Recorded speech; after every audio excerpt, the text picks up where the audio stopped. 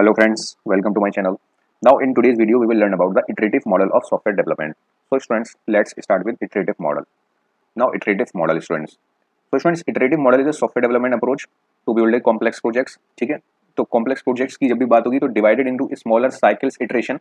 तो iterative model is a software development approach where the project is divided into smaller cycles iteration. ठीक है, where each iteration produce a working version of the product. हर एक iteration के बाद एक product बन के आएगा, हमारे पास एक सॉफ्टवेयर बन के आएगा जिसे रिव्यू के लिए हम क्लाइंट को दिखाएंगे। अगर उसके अंदर कोई भी चीज़ और मिस कर गया क्लाइंट हमें बताना, या कोई भी रिक्वायरमेंट और ज़्यादा है, उसे कोई भी चीज़ ऐड करनी है, तो हम नेक्स्ट इटरेशन में उसे इंप्रूव करेंगे, which is improve upon in the subsequent cycles. तो स्टूडेंट्स, इसे हम एक डायग्राम की हेल्प से देखेंगे ताकि ये पूरी तरह से एक ही डायग्राम में क्लियर हो जाएगा iterative model. So now students, before moving to the next slide, please don't forget to subscribe my channel, like and share my videos, and you can also connect me on my WhatsApp number regarding notes. Now students, this is a diagram of iterative model. Now तो student इसमें क्या होता है कि first iteration की अगर हम बात करें तो हमारे पास सबसे पहले रिक्वायरमेंट एनालिसिस हम कर लेते हैं। ठीक है, रिक्वायरमेंट एनालिसिस कर लेते हैं, उसके बाद हम डिजाइन फेज में आ गए, इम्प्लीमेंट किया, हमने टेस्ट किया, अब उसके बाद हम रिव्यू कर रहे हैं। रिव्यू में स्टूडेंट्स क्या होता है कि टेस्ट करने के बाद ये क्लाइंट को शो किया जाता है वर्किंग मॉडल जो इसका बनकर आया। ठीक है, डिप्लॉय नहीं किया, टेस्ट के बाद वर्किंग मॉडल बन गया, उसे रिव्यू किया क्लाइंट को। अब क्लाइंट कहेगा कि इसके अंदर अच्छा मैं ये मिस कर गया था, ये भी रिक्वायरमेंट है मुझे, ये चीज़ें भी इसमें होनी चाहिए। तो अगर उसके अंदर अभी क्लाइंट ने पास नहीं किया वो, तो अब इटरेशन 2 स्टार्ट होगा स्टूडेंट्स, जिसके अंदर न्यू रिक्वायरमेंट्स जो क्लाइंट्स ने बताई हैं वो रिक्वायरमेंट, ठीक है, उसका एनालिसिस होगा। फिर उसके बाद डिजाइन फेज ऐसे ही शुरू होगा जैसे हर बार मॉडल में होता है, इंप्लीमेंटेशन, टेस्टिंग, फिर रिव्यू मॉडल आएगा एक, फिर उसका वर्किंग मॉडल मिल गया। फिर उसके बाद क्या होगा, जब वर्किंग मॉडल मिला, अभी क्लाइंट ने दोबारा से इसे पास नहीं किया फॉर एग्जांपल, ठीक है, अकॉर्डिंग टू डायग्राम 2 इटरेशन भी हो सकते हैं।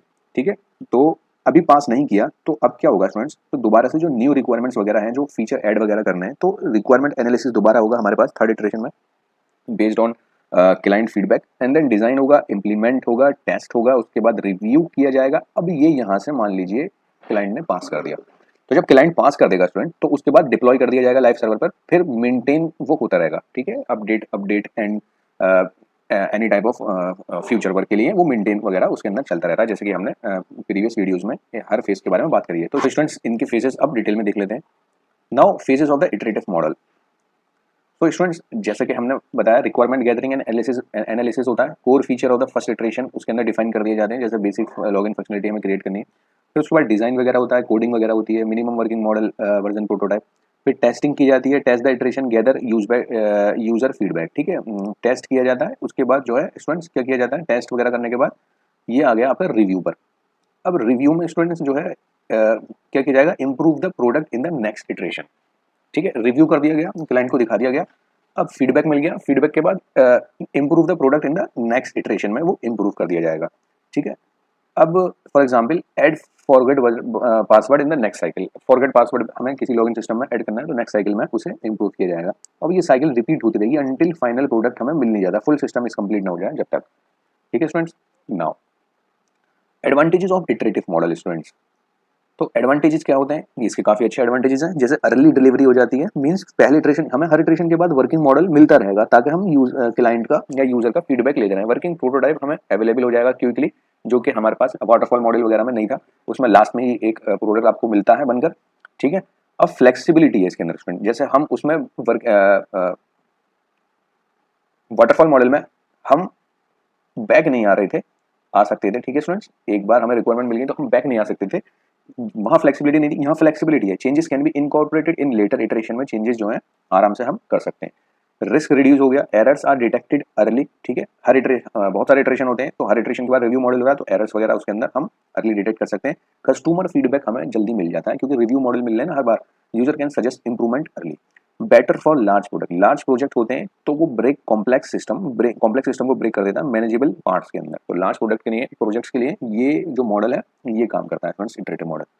तो ये हुए एडवांटेज स्टूडेंट्स। अब नाउ देख लेते हैं इसके disadvantages of the iterative model.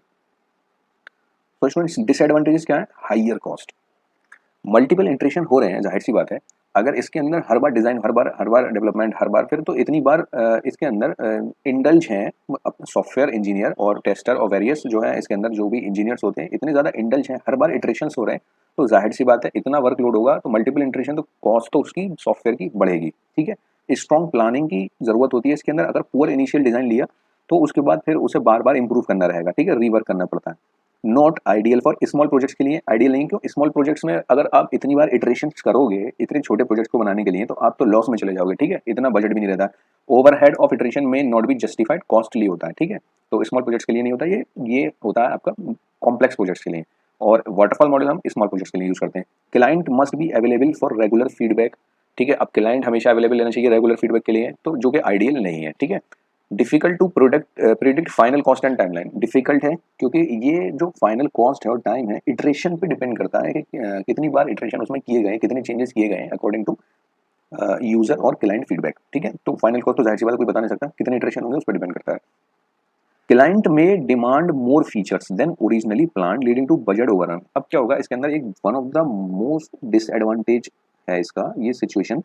Client हर बार अगर आपको हर बार जब भी आप फीडबैक लेते हैं कुछ ना कुछ नया डिमांड करने लगा तो ऐसे इटरेशन उसमें बढ़ते चले जाएंगे, ठीक है, then original leading to budget overrun, इतने इटरेशन बढ़ जाएंगे बजट भी ओवररन कर जाएगा आपका, ठीक है, उस प्रोजेक्ट को बनाने के लिए। तो ये बहुत बड़ा डिसएडवांटेज है इसके अंदर कि एक बार में रिक्वायरमेंट ज़्यादा से ज़्यादा प्रोवाइड नहीं करा, अगर क्लाइंट ने हर बार कुछ ना कुछ न्यू फीचर ऐड करने की बात कर रहा है तो बहुत ज़्यादा उसके अंदर दिक्कत होगी, leading to budget overruns. Now students, when to use iterative model. तो स्टूडेंट देखिए, जैसा हमने वाटरफॉल मॉडल के बारे में पढ़ा था वो स्मॉल प्रोजेक्ट्स के लिए होता है, ये लार्ज एंड कॉम्प्लेक्स प्रोजेक्ट्स के लिए होता है। रिक्वायरमेंट जब अनक्लियर हो स्टार्ट में तो हम थोड़ी थोड़ी रिक्वायरमेंट लेते रहते हैं रिव्यू मॉडल के बाद और उससे जनरेट करते रहते हैं प्रोडक्ट अपने सॉफ्टवेयर को। Project needing early user feedback, जिसमें यूजर फीडबैक अर्ली चाहिए हमें तो हम जो है इटरेटिव मॉडल यूज करेंगे क्योंकि उसके अंदर रिव्यू हम हर बार हर इटरेशन के बाद एक रिव्यू मॉडल हम क्लाइंट को दिखाते हैं। Project wear quality improves over time, जिसमें क्वालिटी हर बार हर इटरेशन के बाद इंप्रूव हो रही है, जाहिर सी बात है, ठीक है, based on user feedback her bar improve हो रही है, हर बार टेस्टिंग हो रही है, हर बार टेस्टिंग हो रही है, हर बार डेवलपमेंट हो रहा है, तो हर बार इंप्रूव हो रही है क्वालिटी उसकी, ठीक है, बहुत सिंपल पॉइंट्स है। Frequent client stakeholder collaboration, इसके अंदर क्लाइंट का बस जो फ्रीक्वेंट कोलैबोरेशन रहता है, ठीक है, ये एक प्लस पॉइंट भी है और डिसएडवांटेज भी है कि हमेशा क्लाइंट को अवेलेबल होना चाहिए फीडबैक के लिए, और एक एडवांटेज भी है कि फ्रीक्वेंट कोलैबोरेशन होता रहता है, ठीक है। Client want regular update and input on changes, ठीक है, तो क्लाइंट जो है रेगुलर अपडेट वगैरह अगर चाहता है एंड इनपुट चाहता है, चेंजेस के अंदर इनपुट देना चाहता है कि ये चेंजेस मुझे चाहिए, तो उसके लिए ये मॉडल जो है बहुत ज़्यादा सुइटेबल है। तो स्टूडेंट्स, आज के लिए इतना ही, thank you very much and please don't forget to subscribe my channel, like and share my videos. उम्मीद करता हूँ आपको वीडियो अच्छी लगी होगी। Now we will meet in next video. Thank you very much.